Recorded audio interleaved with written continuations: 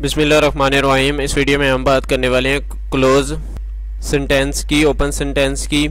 तो देखिए, साथ साथ हम अलजेब्रिक एक्सप्रेशन, इक्वालिटी और इनइक्वालिटी क्या होती है और इक्वल क्या होता है उसकी भी बात करेंगे। तो सबसे पहले हमारे पास आ रहा है क्लोज सेंटेंस। तो क्लोज सेंटेंस क्या होता है? ऐसा sentence, A clause sentence is always true और ऑलवेज फॉल्स। क्या होता है? या तो हमेशा ट्रू होता है या फिर हमेशा क्या होता है? फॉल्स होता है।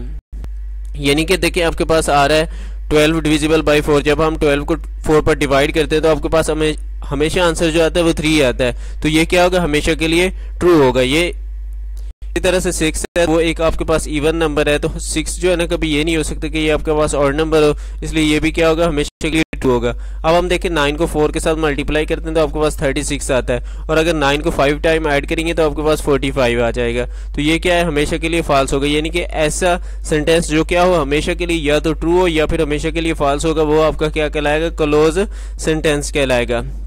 इसी तरह से ओपन सेंटेंस है, तो ओपन सेंटेंस इसका बिल्कुल उल्ट है। An open sentence is neither true or false until the variables or unknown have been replaced by specific values। देखिए, यहाँ पर x आ रहा है आपके पास, तो आप क्या करेंगे? x की जो वैल्यू है ना, इसे चेंज करते हैं। फॉर एग्जांपल, हम अगर इस x की जगह 6 पुट करते हैं तो ये जो है ना ट्रू हो जाएगा। 6 + 4 10 के इक्वल आ जाएगा, ट्रू हो जाएगा। लेकिन अगर हम जो है ना x की जगह 7 पुट कर देते हैं, सॉरी 6 की जगह 7 x में, तो ये आपके पास क्या आ जाएगा? 11। तो ये क्या हो जाएगा? आपका फॉल्स हो जाएगा, यानी कि गलत हो जाएगा। तो ये स्टेटमेंट क्या होती है? ना तो ट्रू होती है और ना ही फॉल्स होती है। तो ऐसी स्टेटमेंट आपकी क्या कहलाती है? ओपन स्टेटमेंट, सॉरी सेंटेंस कहलाती है।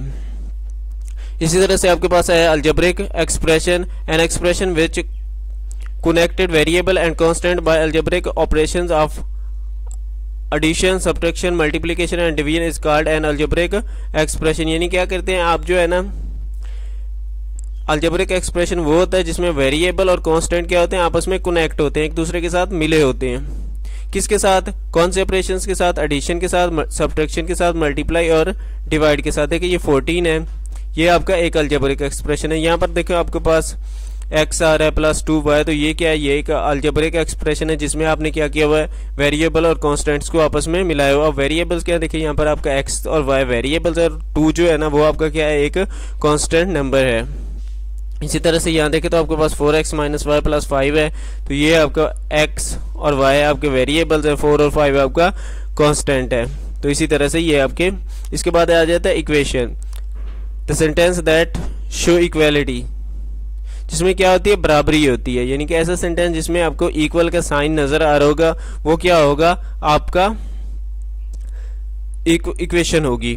Between two expression is called an equation. इसमें क्या होता है? 2 एक्सप्रेशन आपके पास होते हैं, एक इसकी लेफ्ट साइड पर और दूसरा राइट साइड पर। देखिए, यहाँ पर आपके पास आ रहा है x - 6 is equal to 5 - 3x। तो ये आपके पास 2 एक्सप्रेशन आ रहे हैं और इनके दरमियान क्या आ रहा है? इक्वल। और दोनों ये आप दोनों साइड्स आपस में क्या होती हैं? बराबर होती हैं इसकी। इसके बाद आ रहा है इनइक्वालिटी।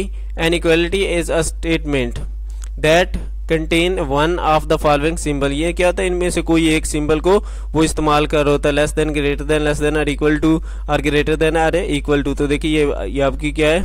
इनइक्वालिटी है।